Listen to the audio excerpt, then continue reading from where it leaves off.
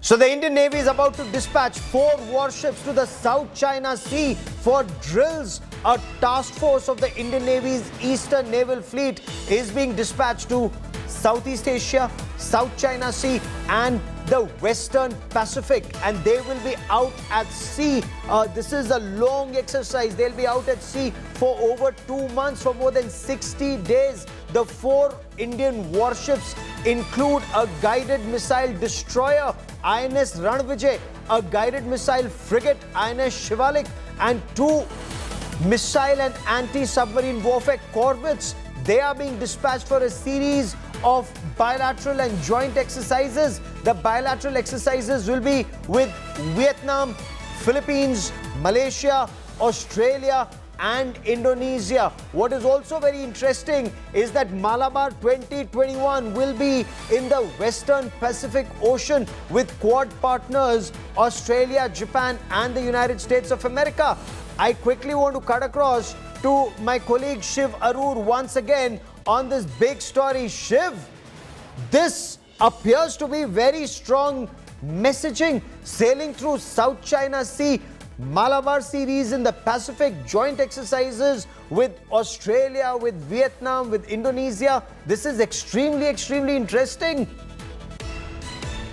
Well, Gaurav, this is not the first time that the Indian Navy, has made a move like this. But given the current circumstances between India and China, deploying 4 armed warships in the South China Sea is obviously a message.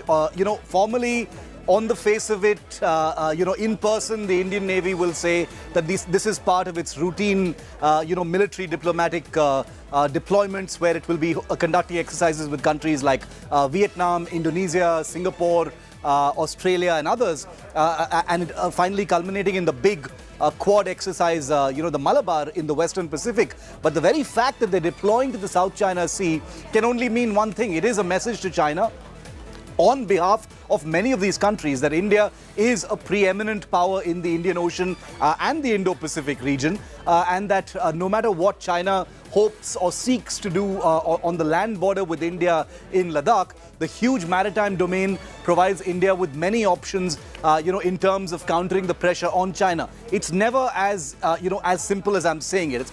There are a huge number of moving parts. There are lots of questions on whether, the naval option actually exists in such a simple a manner.